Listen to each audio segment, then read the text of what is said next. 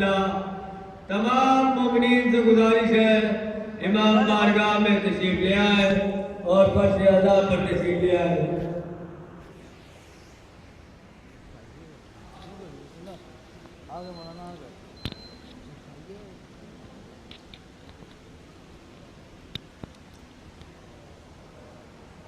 تمام مومنین سے گزارش ہے جو حضرات بائک کار لے کر آتے ہیں اس میں آپ کار بائک سب گاڑیاں آپ کھڑی کر سکتے ہیں۔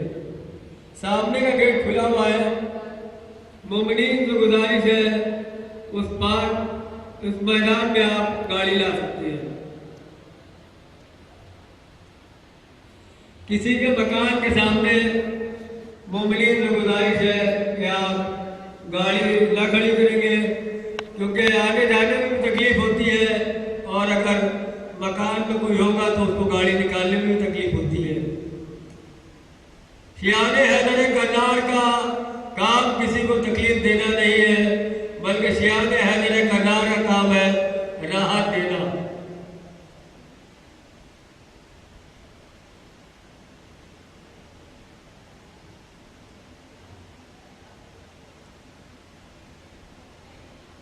جو حضرات باہر تشریف رکھتے ہیں وہ فرش ادا پر تشریف لے آئے۔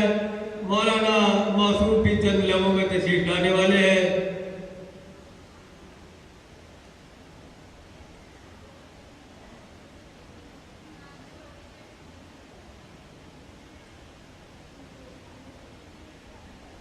مومنین سے گزارش ہے کہ امام بارگاہ کا بہت بڑا میدان ہے، آپ میدان میں گاڑیاں کھڑی کریں گے، خاص طور سے کاریں بائک جو بھی ہے سب میدان میں آپ گاڑیاں کھڑی کریں گے۔ کسی کے سامنے آپ کسی کے مکان کے سامنے آپ گاڑی نہیں کھڑی کریں گے۔ اب میں گزارش کرتا ہوں قاری قرآن ظاہر جعفری صاحب سے کہ مجلس کا آغاز تلاوت کلام پاک سے شروع کرے اور ایک مرتبہ اور اعلان کر دیں کہ تمام مومنین سے گزارش ہے کہ آپ اپنی کار امام بارگاہ کے میدان میں لا کر کھڑی کریں، کیونکہ آنے جانے والے لوگوں کو تکلیف بھی نہ ہو اور کسی کے مکان کے سامنے آپ گاڑی نہ کھڑی کریں۔ شیان حیدر کرار کا کام تکلیف دینا نہیں بلکہ شیان حیدر کرار کا کام راحت دینا ہے۔ اس لیے مومنین سے گزارش ہے کہ آپ اپنی اپنی گاڑیاں امام بارگاہ کے میدان میں پارک کریں گے۔ میں گزارش کروں گا قاری قرآن ظاہر جعفری صلی اللہ علیہ وسلم سے کہ مجلس کا آغاز تلاوت کلام پاک سے شروع کرے۔ نعرہ صلوات صلی اللہ۔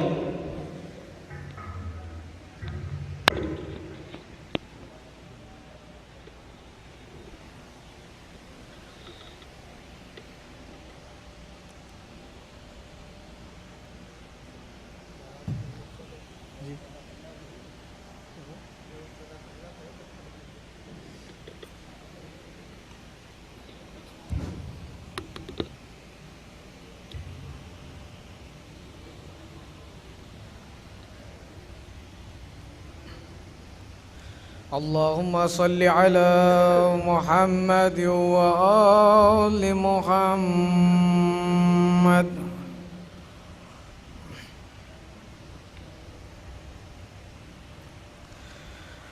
أعوذ بالله من الشيطان اللعين الرجيم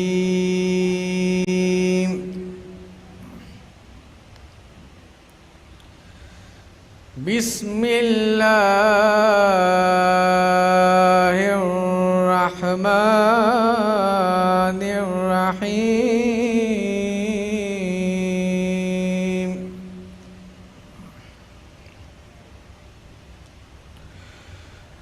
والشمس تجري لمستقر لها ذلك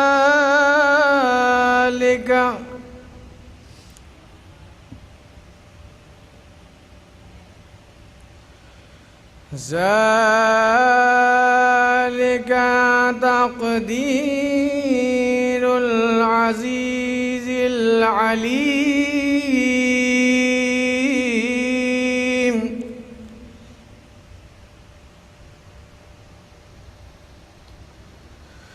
والقمر قدرناه منازل حتى عاد كالعرجون القديم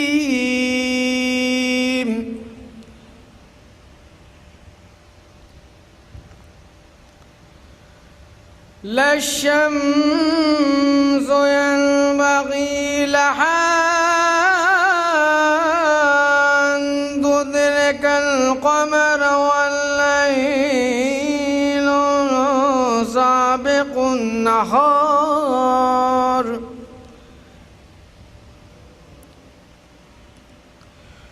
وكل في فلك يسبحون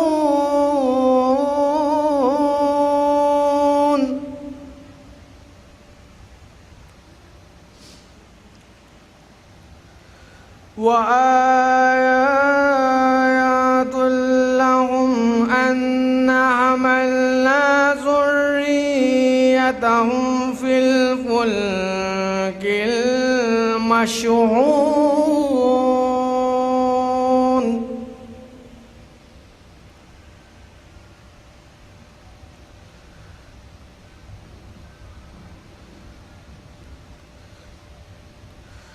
إلا رحمة منا ومتاعا إلى حين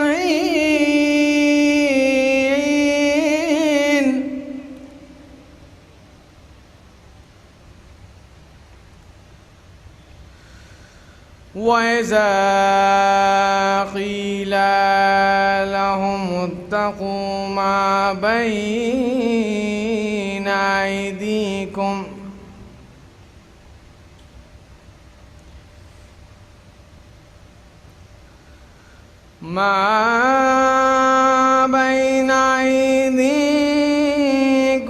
وما خلفكم لعلكم ترحمون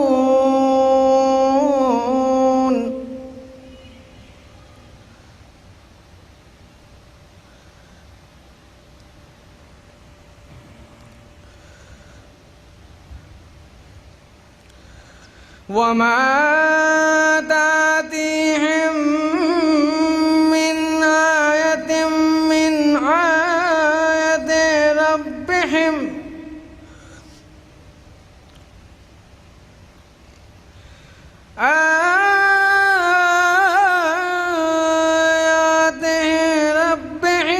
إلا كانوا عنها معرضين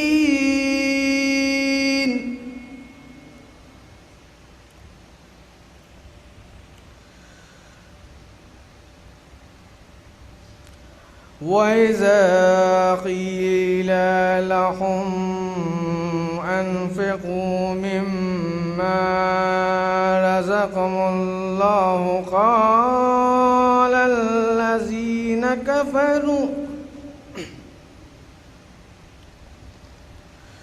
للذين آمنوا ونطعم من لو يشاء الله أطعمه إن أنتم إلا في ضلال مبين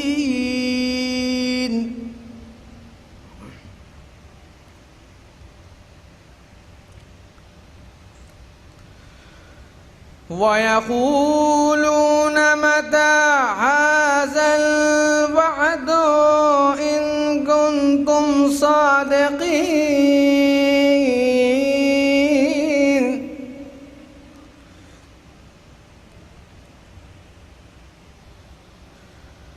ما ينظرون إلا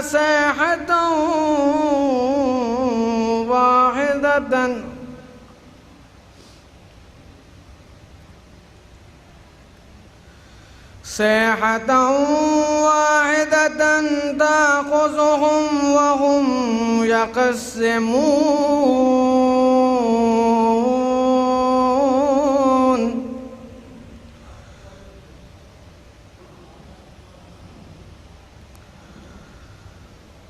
ولا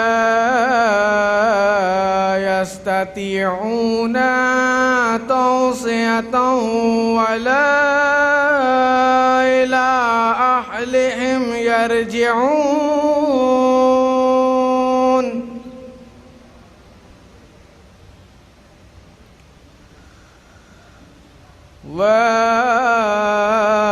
ونفخ في الصور فإذا هم من الأجداث إلى ربهم ينسلون صدق الله العلي العظيم وصدق رسوله النبي الكريم اللهم صل على محمد وآل محمد. ممبر سے رخصت ہوتے ہوتے چند شعر آپ کے سامنے ملاحظہ فرمائیں. ایک نعرہ صلوات پڑھیں.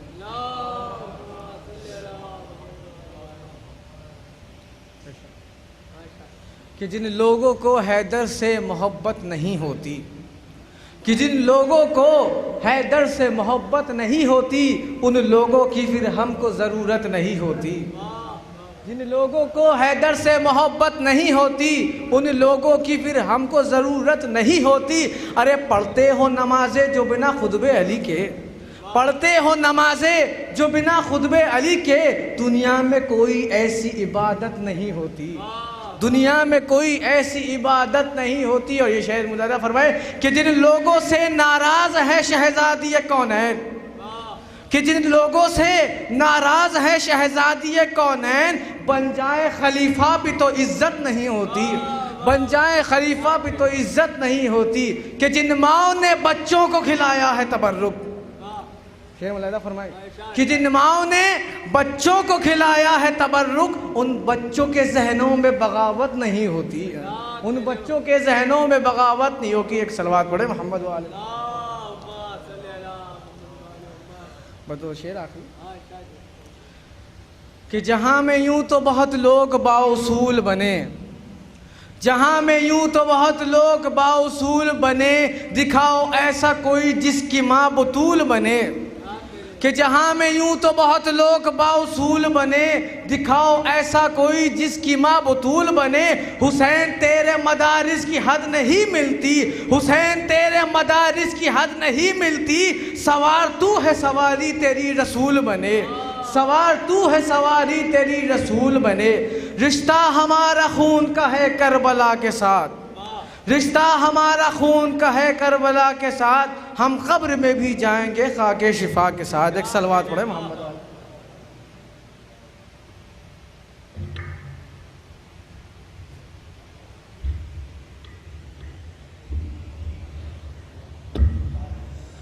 باقاعدہ مجلس کا آغاز تلاوت کلام پاک سے اور پیش خوانی کا بھی سلسلہ جاری ہے. آپ حضرات سے گزارش یہ ہے کہ جو حضرات مومنین اپنی گاڑیوں کار جو بھی لے کے آیا وہ امام بارگاہ کا بہت بڑا میدان ہے. آپ حضرات اس میدان میں اپنی اپنی گاڑیاں کھڑی کریں، کسی کے مکان کے سامنے آپ اپنی گاڑی نہ کھڑی کریں، کیونکہ آنے جانے والے لوگوں کو بھی تکلیف ہوتی ہے. میں نے جیسے اس سے پہلے ہی بتایا تھا کہ شیان حیدر کرار کا کام کسی کو تکلیف دینا نہیں، بلکہ شیان حیدر کرار کا کام راحت دینا ہے.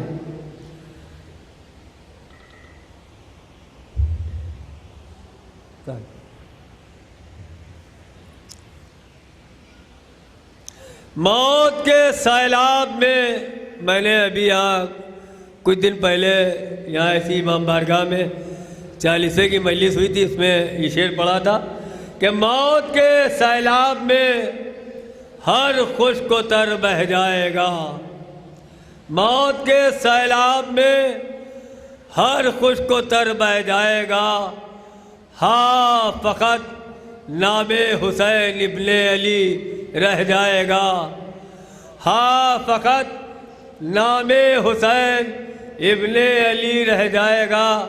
ایک قطع اور سماعت فرمائیے گا کہ مجھ کو غریب نہ سمجھا کرو جہاں والو، مجھ کو غریب نہ سمجھا کرو جہاں والو، علی کا عشق ہی امکان کی امیری ہے، علی کا عشق ہی امکان کی امیری ہے۔ ہزار ظلم کرو، ہزار ظلم کرو، میں علی نہ چھوڑوں گا، ہزار ظلم کرو میں علی نہ چھوڑوں گا۔ میرا مزاج ثقیفی نہیں غدیری ہے، میرا مزاج ثقیفی نہیں غدیری ہے۔ گزارش کریں کہ جواد سلمو سے کہ تشریف لائے، نعرہ صلوات اللہ۔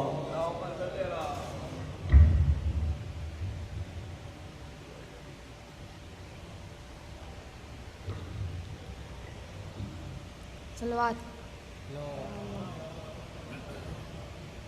جب بنا خانہ حیدر کا اجالا عباس، جب بنا خانہ حیدر کا اجالا عباس، باپ نے نام بہت سوچ کے رکھا عباس، باپ نے نام بہت سوچ کے رکھا عباس۔ روز عاشورہ اسے جنگ کا موقع نہ ملا، روز عاشورہ اسے جنگ کا موقع نہ ملا، ورنہ اس فوج میں کافی تھا اکیلا عباس، ورنہ اس فوج میں کافی تھا اکیلا عباس۔ نعرہ صلوات۔ کہ ذکر علی سے دلوں کو سکون ملتا ہے، ذکر علی سے دلوں کو سکون ملتا ہے، نگاہ فکر کو تازہ سحور ملتا ہے، نگاہ فکر کو تازہ سحور ملتا ہے۔ نصیب کیسا بھی ہو یا علی مدد کہہ کر، نصیب کیسا بھی ہو یا علی مدد کہہ کر، خدا سے کچھ بھی مانگو ظہور ملتا ہے، خدا سے کچھ بھی مانگو ظہور ملتا ہے۔ نعرہ صلوات۔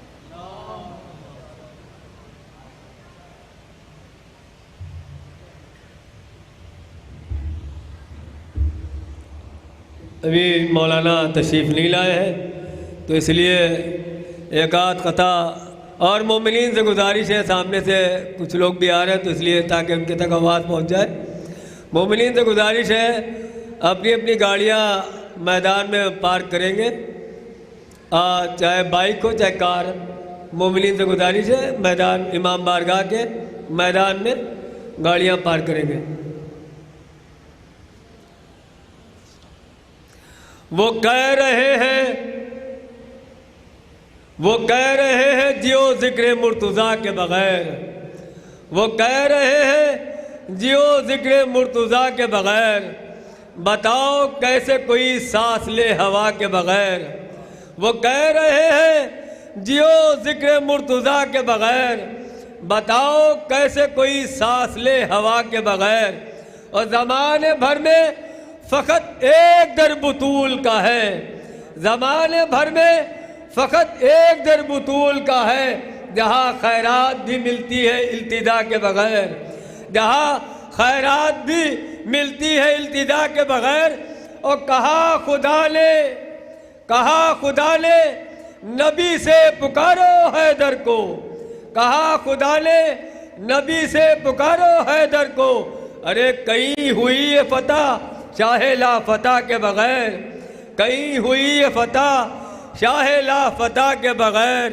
اور یہ کیسے بن گئے رضی اللہ اے میرے مولا، یہ کیسے بن گئے رضی اللہ اے میرے مولا، جب کئی نبی نہ بنے جب تیری رضا کے بغیر، جب کئی نبی نہ بنے جب تیری رضا کے بغیر۔ گزارش کرتا ہوں گراف ایجنسی کے کیمرہ مین جناب مہندی صاحب سے، اور مہندی صاحب بھی تشریف رکھتے ہیں، نعرہ صلوات لاؤ۔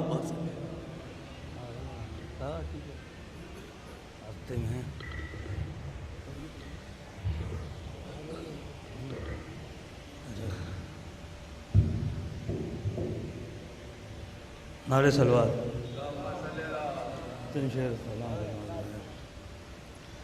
ذہن بشر سے عرش سے आला हुसैन है।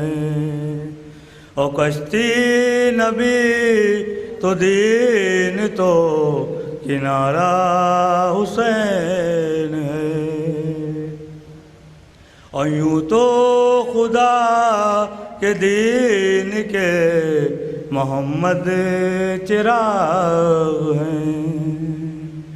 यूं तो खुदा के दीन के मोहम्मद चिराग हैं, लेकिन चिराग दीन का उजाला हुसैन है। लेकिन चिराग दीन का उजाला हुसैन है। ये भी शेर गाता हूँ, देखिएगा। इस्लाम का शजर तो लगाया रसूल ने। इस्लाम का शजर तो लगाया रसूल ने, लेकिन लहू से सींचने वाला हुसैन है। लेकिन लहू से सींचने वाला हुसैन है। और जन्नत तो थी बनाई खुदा ने ज़रूर थी।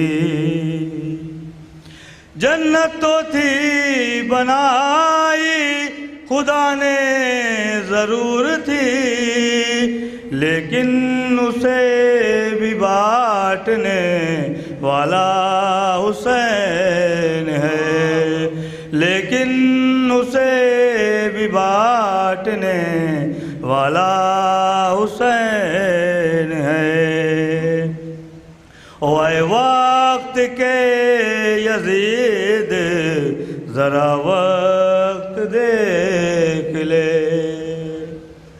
ऐ वक्त के यजीद ज़रा वक्त देख ले। हर कौम कह रही है हमारा हुसैन है। हर कौम कह रही है हमारा हुसैन है। और मक्ता भी याद है। रिश्ता है क्या तेरा ये मेहंदी बता जरा। रिश्ता है क्या तेरा ये मेहंदी बता जरा। मैं हूँ गुलाम उनका वाक़ा हुसैन है। मैं हूँ गुलाम उनका वाक़ा। अगर रहमत ना हो तो 4 शेर ऊपर दे मौलाना आगे। अच्छा बस जल्दी जल्दी बस बहुत हमारा था बस। एक कलाम हुआ था तस्वीरें, उसके ऊपर देखिएगा। कभी मिटेगी ना ले अज़ा की तस्वीरें, ये सब है बिन्ते नबी की दुआ की तस्वीरें। ओ हजार तीर तबर्रे के मैं उन पे मारूंगा। शेर देखिएगा वहाँ था। हजार तीर तबर्रे के मैं उन पे मारूंगा। दिखाई देगी जहाँ हुल-मुला की तस्वीरें। दिखाई देगी जहाँ हुल-मुला की तस्वीरें। और मेरे नबी के पसीने की ये फजीलत है। मेरे नबी के पसीने की ये फजीलत है। एक बूंद में कुल अंबिया की तस्वीरें। अभी शेर आखिरी शेर पर کسی طرف سے کوئی لکھنؤ میں داخل ہو. یہ بھی شرف جو ہے لکھنؤ کو ملا ہے. کسی طرف سے کوئی لکھنؤ میں داخل ہو, دکھائی دے گی اسے کربلا کی تصویریں, دکھائی دے گی اسے کربلا کی تصویر.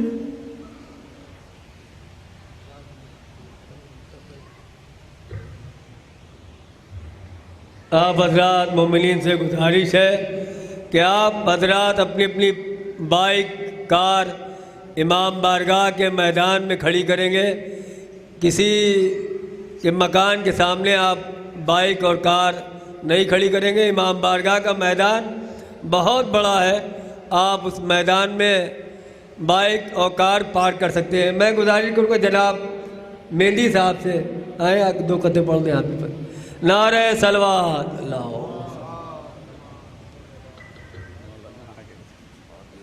تاخیر کرنا سے تھوڑا سا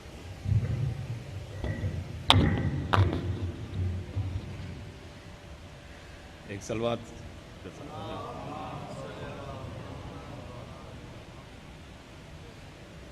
چند قطعات. اور آسماں چھو کے آ گئے بھی اگر, آسماں چھو کے آ گئے بھی اگر, گرم بستر کہاں سے لاؤ گے. آسماں چھو کے آ گئے بھی اگر, گرم بستر کہاں سے لاؤ گے. اور نوکے نیزہ پہ بولنے والا دوسرا سر کہاں سے لاؤ گے. نوکے نیزہ پہ بولنے والا. رہ گئی دشت میں تنہا تو وطن یاد آیا, رہ گئی دشت میں تنہا تو وطن یاد آیا. پانی پایا تو ہر تشنہ دہن یاد آیا, پانی پایا تو ہر تشنہ دہن یاد آیا. اور لے کے ہر چیز مدینے سے چلی تھی زینب, بھائی کے لاش پہ پہنچی تو کفن یاد آیا, بھائی کی لاش پہ پہنچی تو کفن یاد آیا.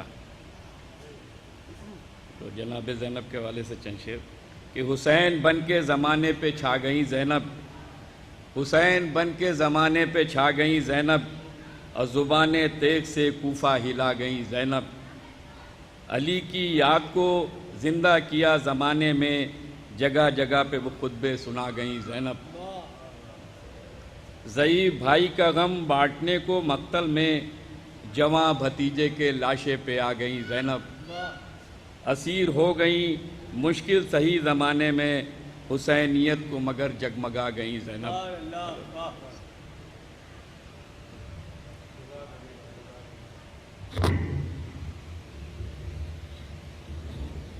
بس دو مصرے ہمارے دادا مولانا ابوالحسن صاحب نے ہماری ماں بہنوں کے پردے کے لیے لکھا تھا کہ چاک پردہ ہو گیا تیرا یزید, چاک پردہ ہو گیا تیرا یزید. رہ گیا زینب کا پردہ آج بھی, رہ گیا زینب کا پردہ آج بھی.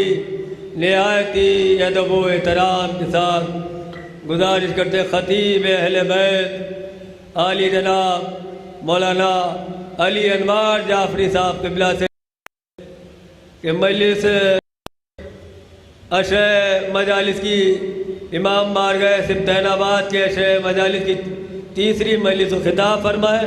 نعرہ حیدری, نعرہ صلوات.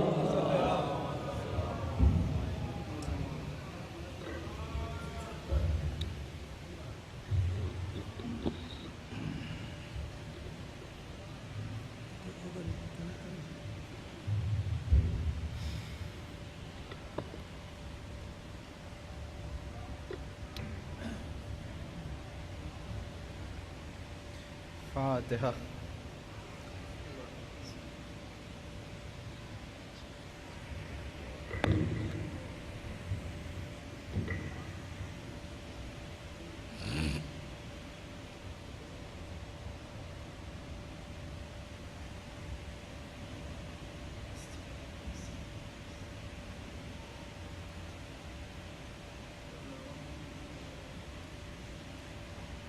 لا حول ولا قوة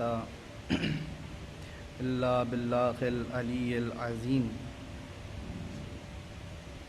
اعوذ باللہ من الشیطان اللعین الرجیم. بسم اللہ الرحمن الرحیم. الحمد للہ رب العالمین. الصلاۃ والسلام علی سید الانبیاء والمرسلین سیدنا و نبینا و شفیعنا و طبیب نفوسنا و حبیب قلوبنا مولانا و مولا الثقلین جد الحسن والحسین بالقاسم محمد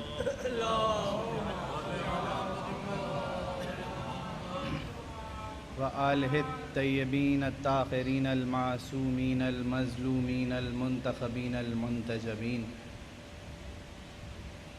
ولعنت الدائمۃ علی اعداء الدین اجمعین. اما بعد فقد قال اللہ فی القرآن المجید وفرقانہ الحمید وقولہ الحق. بسم اللہ الرحمن الرحیم. ان الدین عند اللہ الاسلام. درود پڑھیں محمد و آل محمد.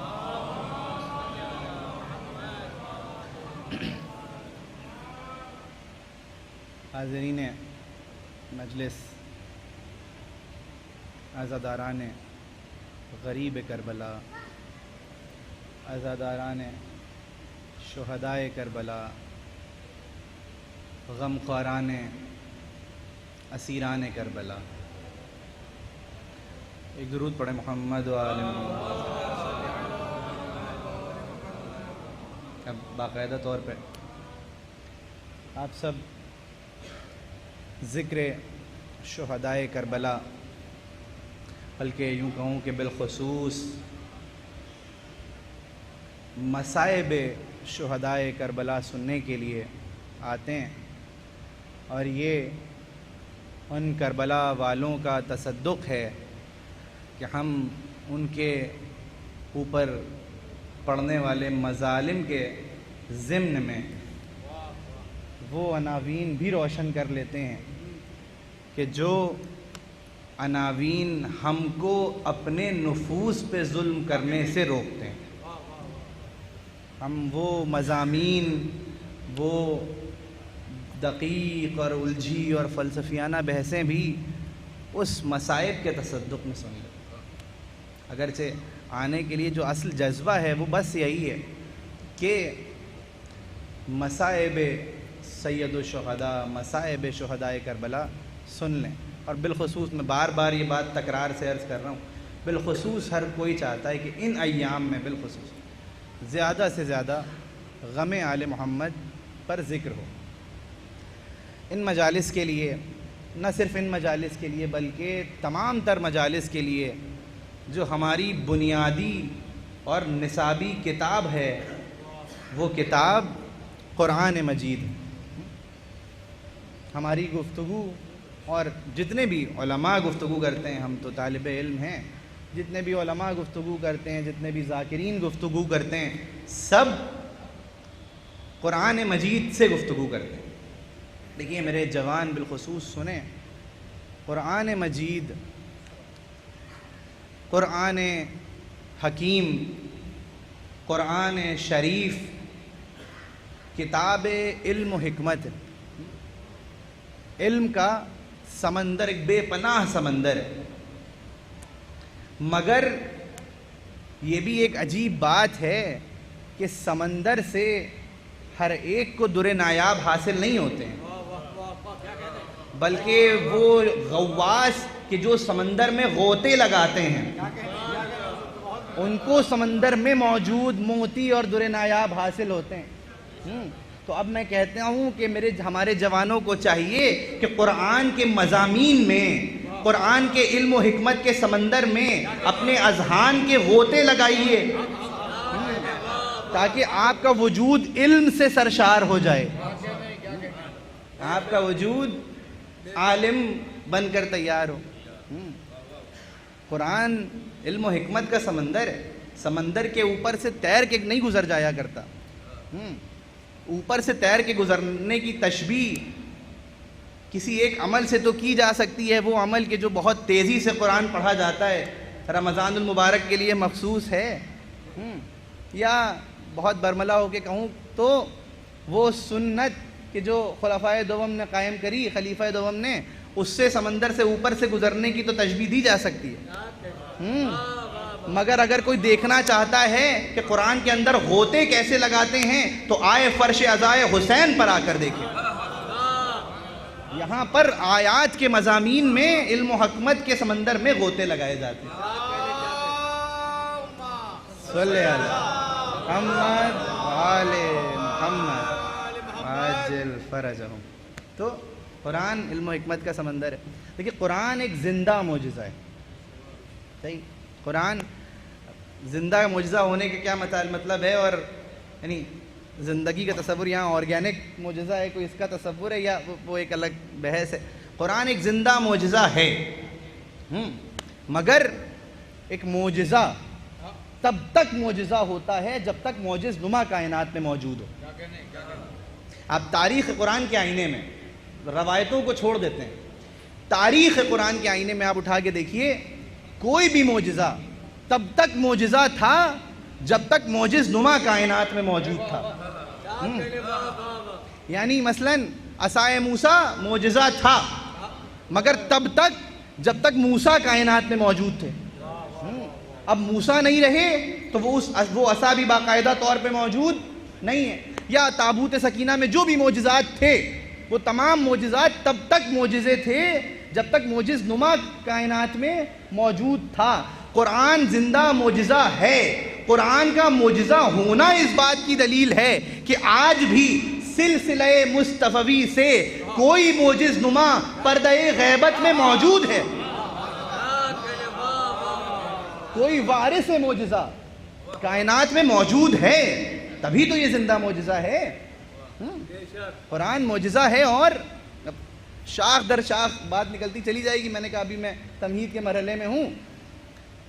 دیکھیے کسی بھی معجزے سے استفادہ جب کیا جاتا تھا، فیضیاب جو لوگ ہوتے تھے، ہر کوئی فیضیاب نہیں ہوتا تھا. صرف وہ افراد فیضیاب ہوتے تھے کہ جو وفاداران معجز نما ہوتے تھے. عصائے موسیٰ معجزہ تھا مگر اس کا فیض سب کو حاصل نہیں ہوا. بس ان کو حاصل ہوا کہ جو موسیٰ کے وفادار تھے. اس عصا سے ٹکرا کر راستہ بنا مگر سب کے لیے راستہ نہیں بنا. جو پیروکاران موسیٰ تھے، جو وفاداران موسیٰ تھے، بس ان کے لیے راستہ بنا. بس اسی طرح قرآن بھی معجزہ ہے مگر ہر ایک اس معجزے سے استفادہ نہیں کر سکتا، ہر ایک اس معجزے سے فیضیاب نہیں ہو سکتا. شرط اس کے لیے یہ ہے کہ جس کو معجزے سے فیضیاب ہونا ہو وہ وفاداران محمد و آل محمد بن جائے.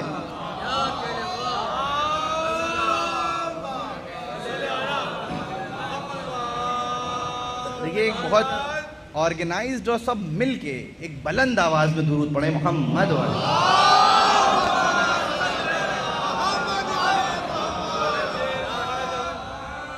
متوجہ ہیں؟ آپ کو معلوم ہے درود کا ثواب کتنا ہے. میں غالباً گزشتہ برس ایک مجلس اس کے اوپر پڑھ چکا ہوں، صرف صلوات کے اوپر.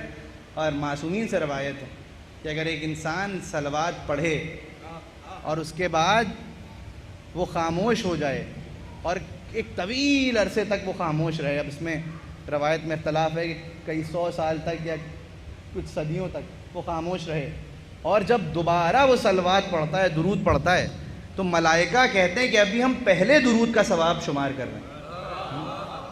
تو ابھی دوسرا درود آ گیا. ایک سب مل کے ایک اور درود پڑھے محمد والے.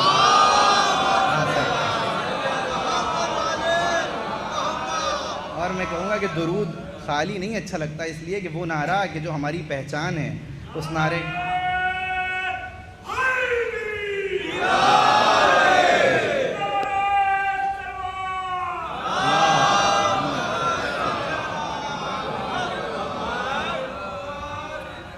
متوجہ ہیں.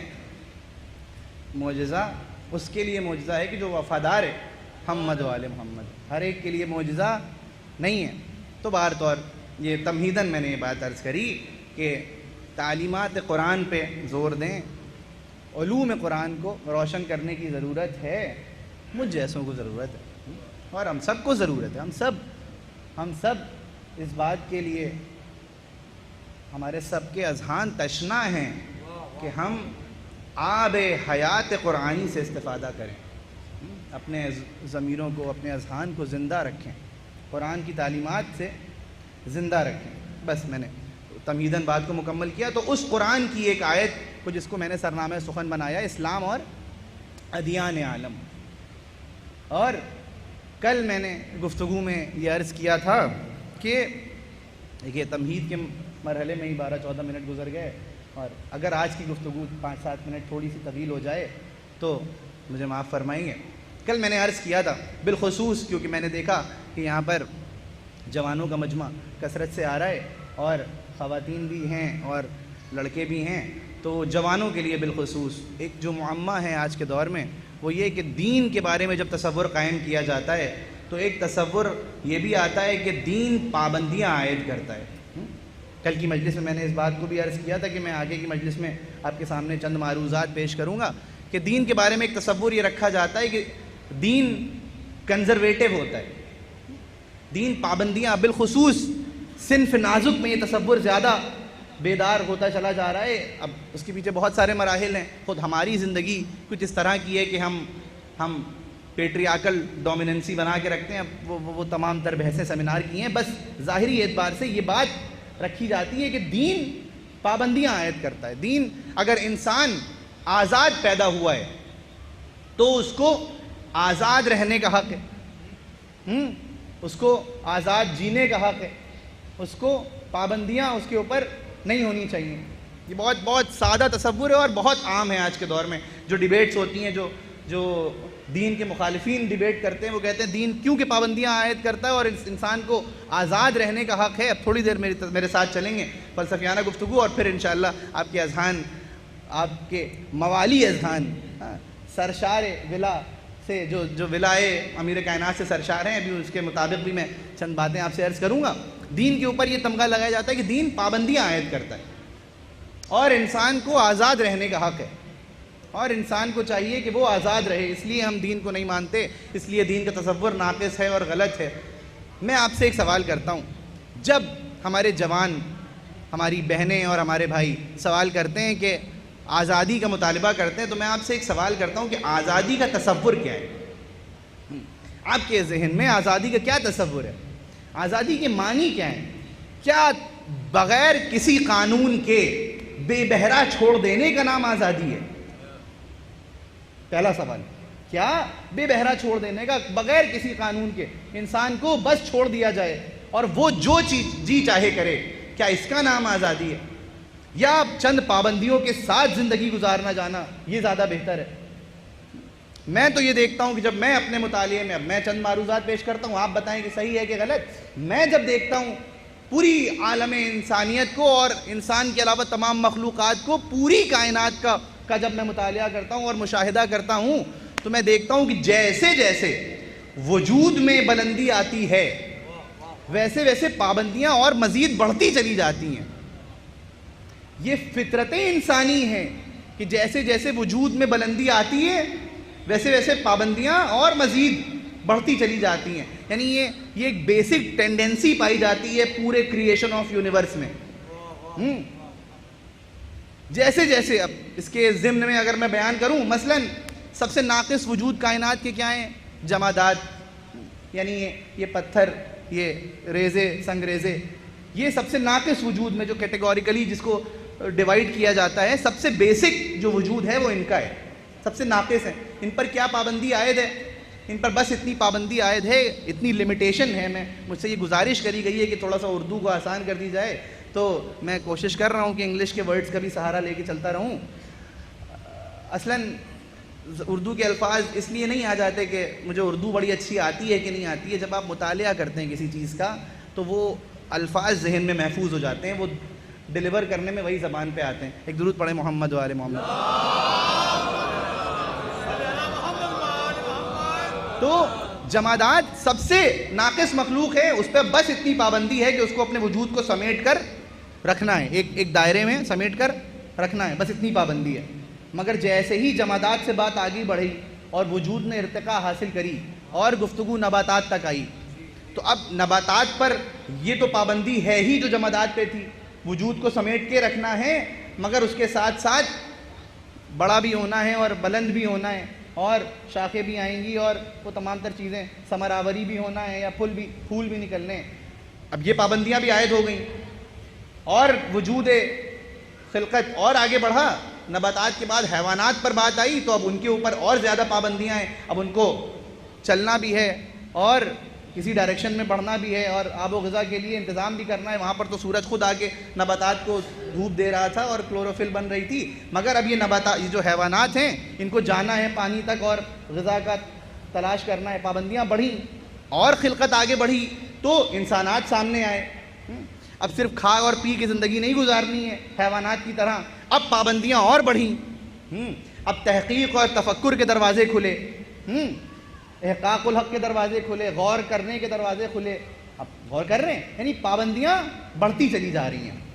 اور مثال کو آسان کر دوں, مثلا ایک بچہ ہے, ایک چھوٹا سا بچہ ہے, اور وہ بچہ اگر کرال کرنے والا ہے, گھٹنیوں چلنے والا ہے, اس کو چھوڑ دیا جائے تو اس کے سامنے جو بھی چیز سامنے پڑی ہوگی وہ اٹھا کے اس کو منہ میں رکھ لے گا.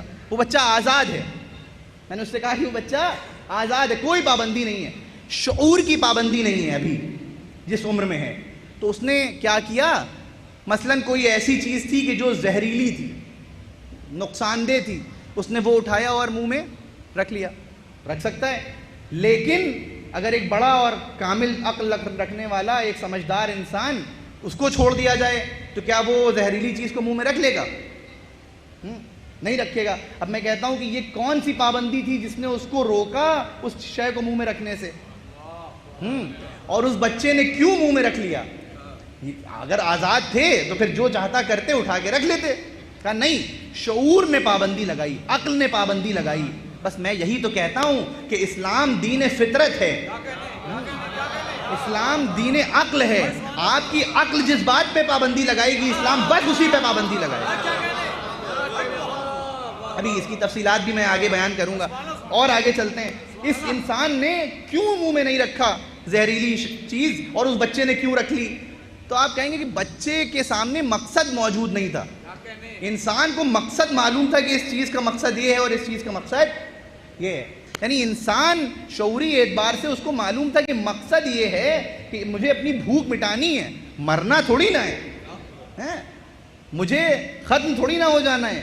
بس وہ چیزیں کہ جو ختم کر دیتی ہیں اس پر دین پابندی لگاتا ہے. انسان جانتا تھا کہ مقصد اس کا یہ ہے کہ یہ ختم کر دے گی. اور اب یہیں پر مثال کو روک رہا ہوں, واپس یہیں پہ آ جاؤں گا. ایک بات اور درمیان میں بیان کر دوں. انسان مقصد سے واقف تھا, اسی چیز کو کھاتا ہے کہ جو نقصان دہ نہیں ہوتا. اب کھانے کی مثال دیتا ہوں. مثلا ایک بات ہم لوگ بہت مزاحیہ کہتے ہیں, ہم اور آپ کھانے کے تقریباً سبھی شوقین ہوتے ہیں, اکثریت شوقین ہوتی ہے. میں آپ سے ایک سوال کرتا ہوں, کھانے کے لیے جیتے ہیں کہ جینے کے لیے کھاتے ہیں؟ لیکن میں نے پوچھا بہت مزاحن ہے, مگر ابھی یہیں سے سنجیدہ رخ لے لے گی گفتگو. کھانے کے لیے جیتے ہیں یا جینے کے لیے کھاتے ہیں؟ ایک مشہور فلاسفر سوکریٹس, جس کو ہم اردو میں سقراط کہتے ہیں, وہ کہتا ہے کہ ورتھلیس people eat and drink, worthless people live only to eat and drink, and worthful people eat and drink only to live. وہ یہ کہتا ہے کہ وہ لوگ کہ جو کارگر ہیں وہ بس اس لیے کھاتے ہیں تاکہ وہ جی سکیں, اور وہ لوگ کہ جو بیکار ہیں وہ بس اس لیے جیتے ہیں کہ وہ کھا سکیں. اب میں یہیں سے گفتگو کو سنگین کرتا ہوں. آپ صرف کھانے تک محدود مت رکھیے, یہ سوال اپنے آپ سے کریے کہ کھانے کے لیے جیتے ہیں کہ جینے کے لیے کھاتے ہیں. گفتگو کو اور آگے بڑھاؤں, مکان بنانے کے لیے جیتے ہیں کہ جینے کے لیے مکان بناتے ہیں؟ بہترین سواری جینے کے لیے حاصل کرتے ہیں کہ بہترین سواری کے لیے جیتے ہیں؟ یہ بہت سنگین پہلو ہیں یہ. کہیں ایسا تو نہیں ہے کہ صبح و شام کی زندگی بس اسی میں گزر رہی ہے کہ ایک مکان بنا لیں.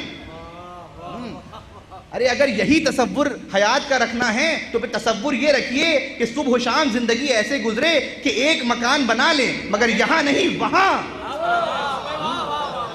ایک ایسا مکان تیار کر لیں. اب اس کا قطعی یہ مطلب نہیں ہے کہ یہاں مکان نہ بنائیں، یہ مطلب نہیں ہے. یہ بہت آسان مسئلہ ہے. آپ اشرف المخلوقات ہیں. آپ کو اللہ نے اشرف اس لیے بنایا کہ آپ کا مقصد حیات بس یہ رہ جائے کہ اس دنیا میں ایک مکان بنا لیں. یہ میرے لیے، ہر ایک کے لیے مسئلہ ہے. میں یہاں پر جب یہ گفتگو کر رہا ہوں تو میں اپنے آپ کو آئینے میں دیکھ رہا ہوں. ہر ایک سوچے. اور جب انسان کا مقصد حیات یہ ہو جاتا ہے کہ ایک مکان بنا لیں یا بزنس کر لیں، یقیناً ضروری ہے تجارت، بہترین زندگی گزارنا ضروری ہے، مگر مقصد حیات یہ نہیں ہے. یہ تمام ذرائع مقصد کی تحصیل کے لیے اللہ نے دی ہیں. بات واضح ہو رہی ہے؟ میں نے کہا تھا کہ جیسے دن بڑھیں گے گفتگو تھوڑی سی دقیق اور عمیق ہوتی چلی جائے گی. اگر مقصد حیات بس یہ بن گیا ہے تو پھر مسئلہ ہے. اور ایک تھوڑا سا درد دل بھی ہے، وہ بھی میں اسی کے زمرے میں بیان کر دوں.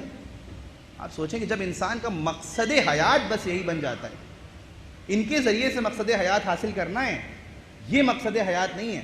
جب انسان کا مقصد حیات بس یہی بن جاتا ہے تب پھر اس طرح کی خبریں سامنے آتی ہیں کہ اب تو ہمارے لکھنؤ میں بھی اور اہل تشیع میں بھی اس طرح کے واقعات سامنے آتے ہیں کہ فلاں شخص نے کسی غم میں مبتلا ہو کے سوسائڈ کر لیا.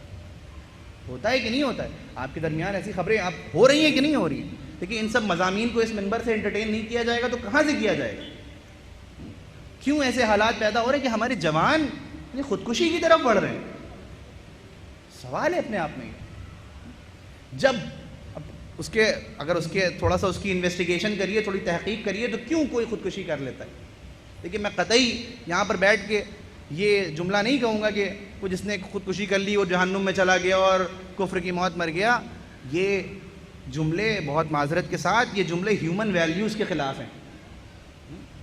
یقیناً یاسیت کفر ہے، مایوسی کفر ہے، مگر جو گزر گیا آداب انسانی اس بات کی اجازت نہیں دیتے کہ آپ فیصلہ کر دیں کہ وہ شخص جہنم میں چلا گیا. یہ تقاضۂ انسانیت نہیں ہے. ہمدردی رکھیے اس سے کہ جو گزر گیا، اور کوشش کریے کہ وہ معاشرہ تشکیل پائے کہ دوسرا کوئی اس طرح کے حالات میں آئے نہ. بس میں نے بات کو آگے بڑھانا ہے. تو جناب والا جب اس طرح کی واقعات سامنے آتے ہیں تو کیوں آتے ہیں؟ کیونکہ انسان مثلاً پوچھئے کہ کوئی کسی نے کیوں خودکشی کر لی تو پتہ یہ چلتا ہے کہ بزنس میں خسارہ ہو گیا، مثلاً مقروض ہو گیا، بہت زیادہ مقروض ہو گیا تھا اور نقصان کا سامنا کر لیا، اس لیے اس نے جان دے دی. میرے جوانوں، ہو گیا نقصان. یہ تمام وسائل زندگی اس لیے تھے کہ آپ زندگی کسی اور مقصد کے لیے گزار پائیں. بس یہ عین مقصد زندگی نہیں تھا. کھا لینا زندگی کا مقصد نہیں تھا، کھا کر زندگی جینے کا مقصد تھا. اب میں گفتگو کو اسی مثال سے آگے بڑھاؤں. کھانے کے لیے نہیں جیتے، جینے کے لیے کھاتے ہیں. کھانے کے لیے مکان نہیں بناتے، جینے کے لیے مکان بناتے ہیں. تو اب میں ایک سوال کرتا ہوں، اگر کھانے کے لیے نہیں جیتے اور جینے کے لیے کھاتے ہیں تو پھر جیتے کس لیے ہیں؟ ایک سوال قائم ہوگا نا، جیتے کس لیے ہیں؟ جیتے کس لیے ہیں؟ تو ہر کوئی بڑھ کے کہے گا. قرآن سے اگر جواب چاہیے ہو تو ہر انسان بڑھ کے کہے گا کہ جیتے اس لیے ہیں کہ خدا کی عبادت کر پائیں. اب میں کہتا ہوں اگر مکتوبی جواب چاہیے ہو تو قرآن میں دیکھیے جواب ملے گا عبادت کر پائیں. اور اگر عملی طور پہ جواب چاہیے ہو جیتے کس لیے ہیں تو آئیے فرش عزائے سید الشہداء پر ہم اور آپ ذکر حسین کر کے بتائیں گے کہ بس ہم اسی لیے جیتے ہیں. ہم اس غم کو زندہ رکھنے کے لیے جیتے ہیں، ہم اس عبادت عظیم کے لیے جیتے ہیں. ہمارا مقصد خلقت، ہمارا مقصد حیات بس یہی ہے کہ ہم اس غم کو زندہ رکھیں اور قلوب کو منقلب کرتے چلے جائیں اس ذکر سے. اور ہم کیا اور ہماری حیثیت کیا؟ اصل تو اس ذکر میں وہ تاثیر ہے کہ وہ دلوں کو منقلب کر دیتا ہے. ایک درود پڑھے محمد و آل محمد.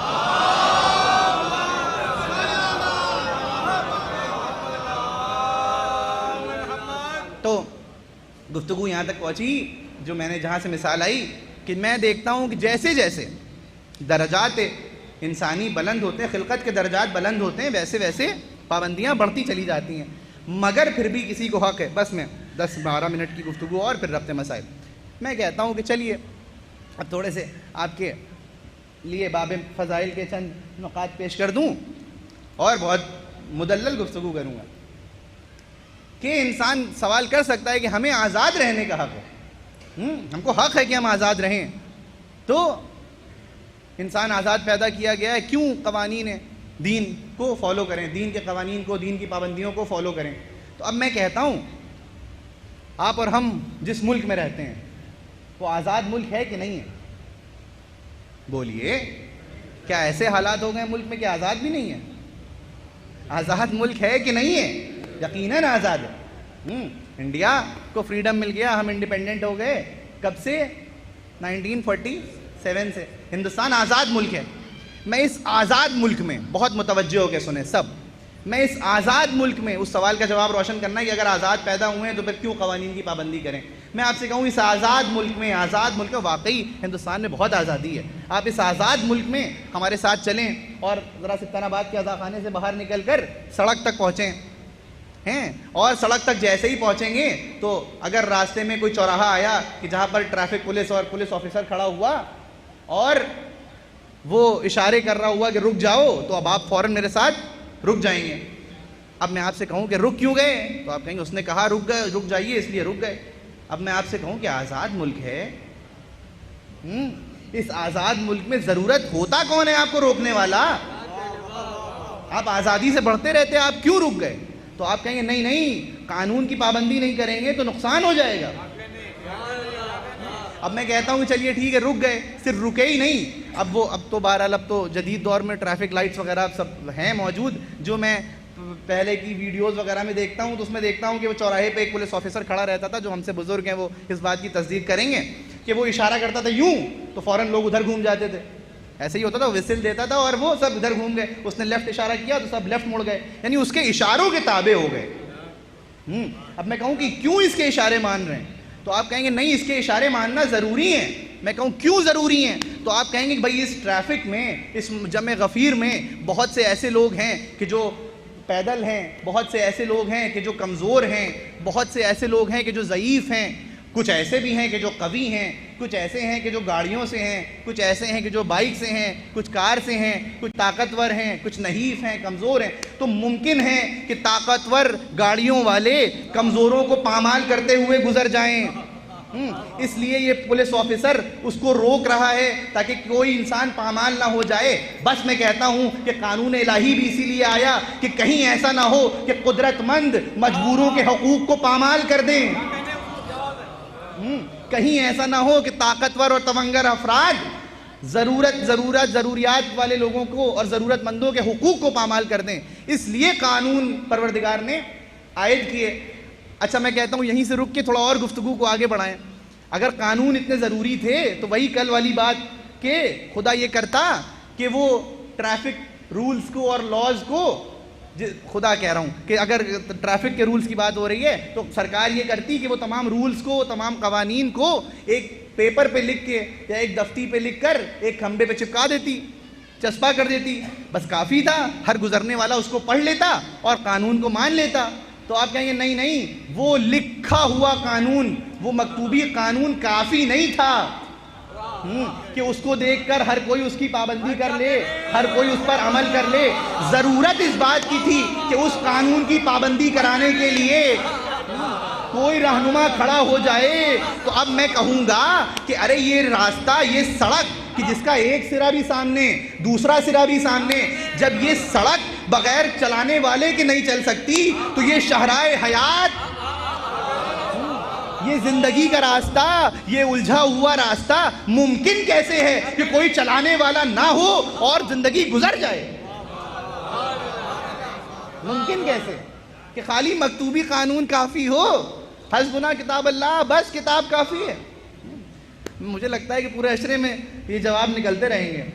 کاش انہی نے یہ اعلان نہ کیا ہوتا تو ہم جیسے طالب علم یہاں سے جواب نہ دے رہے ہوتے ہیں. باہر طور ممکن کیسے ہے کہ ایک درود پڑھیں محمد و آل محمد.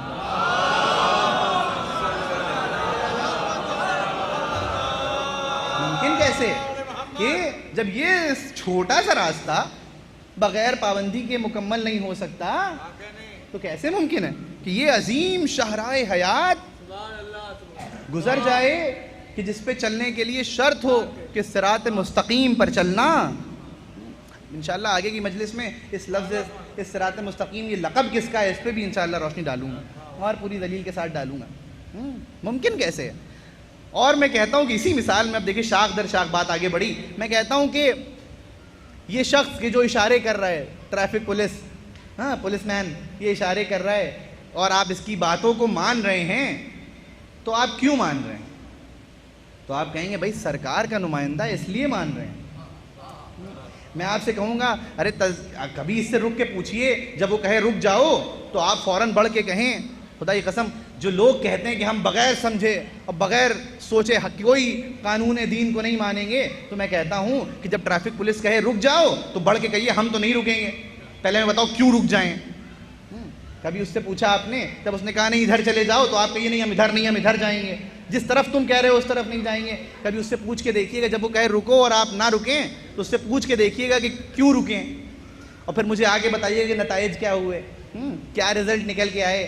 یعنی آپ یہ نہیں کہتے اس سے کہ کیوں رک جائیں بلکہ آپ تصدیق اس بات کی کرتے ہیں کہ وہ نمائندہ سرکار کا ہے کہ نہیں ہے. کہیں ایسا تو نہیں ہے کہ کوئی بھی سڑک پر چلنے والا لوگوں کے اجتماع اور مشورے پہ وردی پہن کے کھڑا ہو گیا کہ اب ادھر جاؤ اب ادھر جاؤ.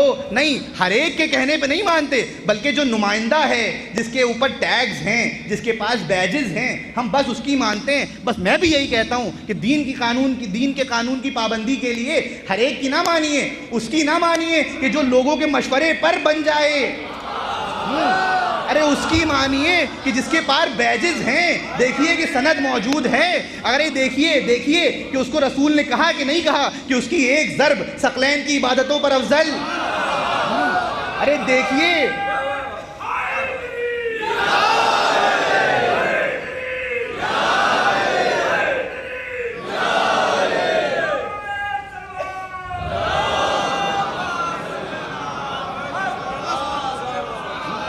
چیک تو کریں گے نا ویریفائی تو کریں گے تصدیق تو کریں گے انویسٹیگیٹ تو کریں گے کہ کہیں ایسا تو نہیں ہے کہ کوئی بھی انسان کھڑا ہو گیا مجنون کہ کبھی ادھر اشارہ کر رہا ہے کبھی ادھر اشارہ کر رہا ہے اور کہیں ایسا تو نہیں ہے جانا اس طرف تھا اس نے امت مسلمہ کو اس طرف بھیج دیا. عبادت تو یہ ہونی چاہیے تھی اس نے کوئی اور سی عبادت کروا دی. کہیں ایسا تو نہیں ہے کہ شاہراہ حیات سے بھٹکا دیا. ہم یہ دیکھیں گے اس کے پاس سند موجود ہے کہ نہیں ہے. اس کے پاس کوئی سند تو ہونی چاہیے. اب کیونکہ قانون الہی کا نمائندہ ہے تو پھر الہی کا بندہ خدا کا بندہ ہی اس کو سند عطا کرے گا. دیکھیے کہ رسول نے کس کو کیا سند عطا کری. کہیں ایسا تو نہیں کہ کوئی سند کے بغیر بن گیا ہو.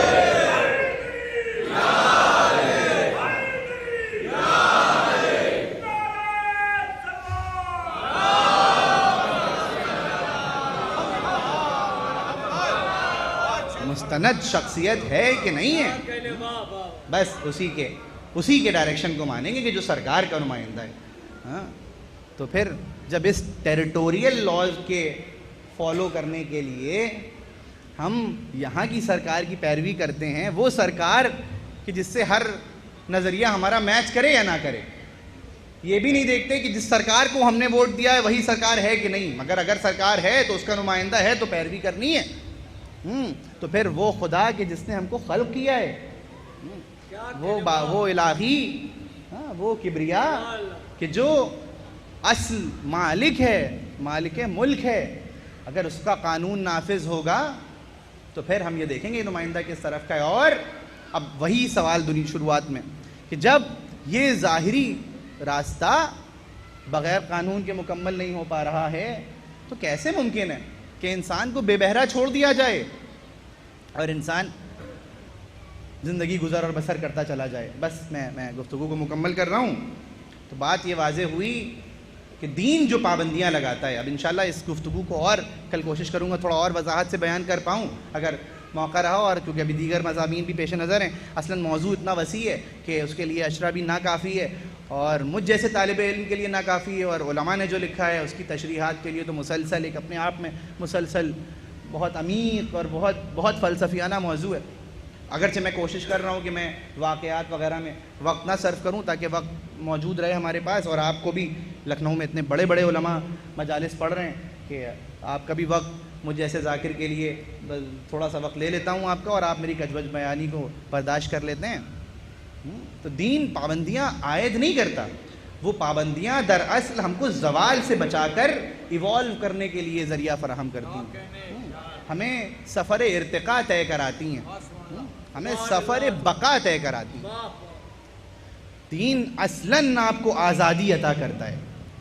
بے بہرا ہو جانا آزادی نہیں ہے بلکہ حیوانیت ہے. دین آپ کو آزادی, اصل جو آزادی کا تصور ہے وہ آپ کو عطا کرتا ہے.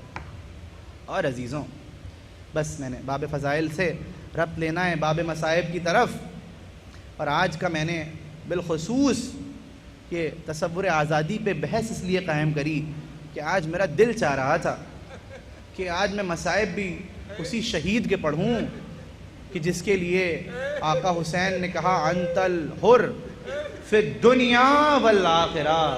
اے شخص, آپ حر ہیں, آپ آزاد ہیں, جس کے نام کا مطلب ہی آزاد ہے. آپ آزاد ہیں اس دنیا میں بھی اور آخرت میں بھی. اللہ اکبر. بس عزیزو, آپ صبح سے مصائب سن رہے ہیں. تاریخ لکھتی ہے کہ ایک موقع ایسا آیا کہ حر شب عاشور اپنے خیمے کے باہر کھڑے ہو کر خیام حسینی کی جانب دیکھ رہے ہیں. میں آپ کو جناب حر کی شخصیت سے متعارف کرا دوں. جناب حر جری ترین شخصیت ہے, بہت بہادر شخصیت ہے.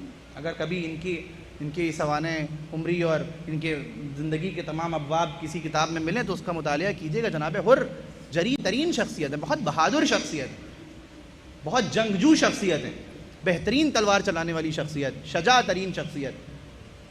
وہ حر شب عاشور خیام حسینی کی جانب دیکھ رہے ہیں, اور راوی لکھتا ہے کہ آقا حر پہ کچھ ایسی کیفیت طاری ہے کہ جسم میں لرزاں ہے. اللہ اکبر. جسم میں لرزاں ہے. اور جناب حر کا بیٹا اندر سے خیمے سے غلام کو بھیجتا ہے اور کہتا ہے بابا سے کہو کہ آ کے کھانا کھا لیں. غلام ایک مرتبہ آتا ہے, جناب حر کی کیفیت دیکھتا ہے اور اس کی ہمت نہیں پڑتی ہے کہ جناب حر سے کچھ کہے, اور واپس چلا جاتا ہے. دوبارہ بیٹا بھیجتا ہے, پھر وہ غلام آتا ہے اور کچھ بات نہیں کرتا اور پھر واپس چلا جاتا ہے. تیسری بار بیٹا خود اٹھ کے آتا ہے خیمے سے اور کہتا ہے بابا چلیں غذا تناول کر لیں, پانی پی لیں. مرتبہ حر اپنے بیٹے کا ہاتھ پکڑتے ہیں, چند قدم آگے بڑھتے ہیں, کہتے ہیں حر ذرا اس جانب دیکھو. بیٹا کہتا ہے جی بابا بتائیے, کہا تمہیں کیا نظر آ رہا ہے؟ کہا خیام حسینی نظر آ رہا ہے. کہا ذرا بیٹا ذرا سنو کیا سنائی دے رہا ہے؟ تو ایک مرتبہ بیٹا کہتا ہے بابا حسین کے بچے آواز دے رہے ہیں اللہ تش ہائے پیاس مارے ڈالتی ہے. بس حر کہتے ہیں کہ یہ بتاؤ کہ رسول کے نواسے, رسول کے بچے وہ پیاسے رہ جائیں اور حر غذا تناول کر لیں, حر پانی پی لے. بس بیٹا کہتا ہے بابا کیا ارادہ ہے؟ بس میں روایت کو مختصر کرتا ہوں. تاریخ لکھتی ہے, باپ اور بیٹے میں گفتگو ہوتی ہے. صبح عاشور حر جری ترین انداز میں بہادروں کے طریقے سے ایک مرتبہ یزید کے لشکر سے نکل کر امام حسین کی طرف بڑھتے ہیں, اور جب بڑھتے ہیں تو اس حال میں بڑھتے ہیں کہ اپنے بیٹے سے کہتے ہیں بیٹا میرے دونوں ہاتھوں کو باندھ دو اس لیے کہ میں حسین کا مجرم ہوں. بس تاریخ لکھتی ہے حر اور ان کا بیٹا قدم بڑھاتے چلے جاتے. ایک مرتبہ بیٹا آواز دیتا اللہ اکبر. حر پوچھتے ہیں بیٹا کیا ہوا؟ کہ بیٹا کہتا ہے بابا آقا عباس استقبال کے لیے آ رہے ہیں. بس تاریخ لکھتی ہے کہ تھوڑے چند قدم اور آگے بڑھاتے ایک مرتبہ بیٹا دوبارہ تکبیر بلند کرتا ہے اللہ اکبر. باہر کہتے ہیں کیا ہو گیا؟ ارے کہ بیٹا کہتا ہے آقا حسین خود استقبال کے لیے آ رہے ہیں. بس تاریخ لکھتی ہے المختصر یہ کہ حر امام حسین سے جا کے جڑتے ہیں, امام حسین کے قدموں میں سر رکھ دیتے ہیں. میں تمام روایت کو چھوڑتا ہوا آگے بڑھوں. حر امام حسین سے جنگ کی اجازت لیتے ہیں. ایک مرتبہ اپنے جوان بیٹے کو میدان میں بھیجتے ہیں. اس وقت عرب کا دستور یہ تھا کہ اپنے سے پہلے اپنے بیٹے کی قربانی پیش کرتے تھے. ایک مرتبہ حر کا بیٹا میدان جنگ میں جاتا ہے, بہترین جنگ کرتا ہے. اس بیٹے کا نام بھی تاریخ نے علی لکھا. علی ابن حر نرغہ آدھا پہ حملہ کرتا ہے, بڑھ بڑھ کے حملے کرتا ہے. ایک مرتبہ ایسا ہوتا ہے کہ اس بیٹے کے پیشانی پر تیر مارا جاتا ہے, اس بیٹے پہ ایک گرز پڑتا ہے, بیٹا پشت گھوڑے سے زمین پر تشریف لاتا ہے. ایک مرتبہ جیسے ہی یہ بچہ زمین پہ آتا ہے, یہ بابا کو آواز دیتا ہے, بابا خبر لیجئے. بس تاریخ لکھتی ہے کہ حر اپنے بیٹے کی لاش کی طرف دوڑتے ہوئے بڑھتے ہیں اور ڈھونڈتے جا رہے ہوتے ہیں کہ بیٹا کہاں گرا ہے. ایک مرتبہ حر کو آواز آتی ہے, الہیا الہیا, ارے حر ادھر آ جاؤ, حر ادھر آ جاؤ. جیسے ہی بیٹے کی لاش کے قریب پہنچتے ہیں, ایک مرتبہ دیکھتے ہیں آقا حسین بیٹے کے سرانے موجود ہیں. حر کے بیٹے کا سر آقا کے زانو پہ موجود ہے. حر ہاتھوں کو جوڑتا ہے, آقا ہم غلاموں کے لیے یہ صلہ رحم. میں ہاتھ جوڑ کے کہوں گا آقا حر کے لیے یہ صلہ رحم. ابھی کچھ دیر کے بعد آپ کا جوان بیٹا علی اکبر سینے میں برچی ہوگی, آپ بنی ہاشم کے بچوں کو بلائیں گے. آؤ حسین کی کمر ٹوٹ گئی, حسین سے جوان بیٹے کی لاش نہیں اٹھتی. اللہ لعنت اللہ علی قوم الظالمین. انا للہ و انا الیہ راجعون. رضن بقضائہ و تسلیما لامرہ. بار آقا تیری بارگاہ میں دعا گو ہیں کہ ہماری اس عبادت کو قبول فرما. پروردگار تجھے واسطہ ان اشک اذاں کا, بار آقا ان اشکوں کا واسطہ جو بھی لوگ مریض ہیں, علیل ہیں, ان تمام لوگوں کی آنکھوں سے جو اشک نکلیں, ان اشکوں کے صدقے میں ان کی علالت کو دور کر دے. تمام مریض جو ان مجالس میں شرکت کرتے تھے, اس مجلس میں یا جہاں جہاں بھی مجلس میں شرکت کرتے تھے, وہ اپنی بیماری کی وجہ سے مجلس سید الشہداء میں نہیں آ پا رہے ہیں. بار الہا تجھے واسطہ جناب صغرا کا, تجھے واسطہ امام سجاد کا, بار الہا ان سب کو شفائے کاملہ عطا فرما. پروردگار تجھے واسطہ چہاردہ معصومین علیہ الصلاۃ والسلام کا, ہمارے جوانوں کے لیے وسیلہ علم فراہم کر دے. ہمارے جوان جو جاب کر رہے ہیں, جو بزنس کر رہے ہیں, سب کے لیے وسعت رزق عطا کر دے. بار الہا تجھے واسطہ تمام تر انبیاء کا ہمارے دلوں میں محبت سید الشہداء کا نور باقی رکھ اور اس سے زیادہ مزید بڑھا دے. پروردگار امام زمانہ کے ظہور میں تعجیل فرما, ہمیں ان کے انصار میں شمار کر دے.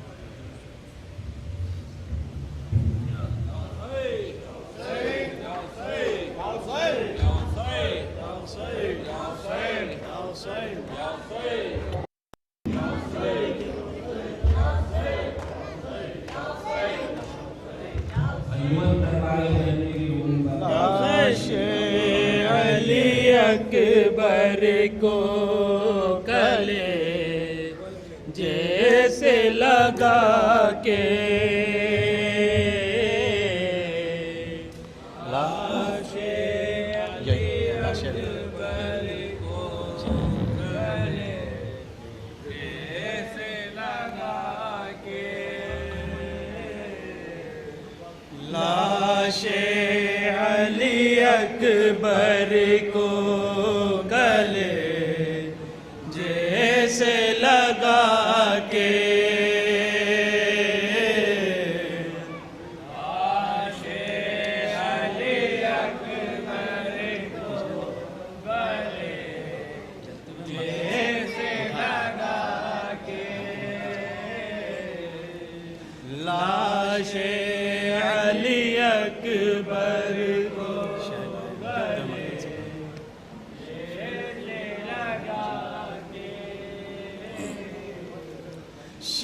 شہلائے جلتے ہوئے مقتل سے اٹھا کے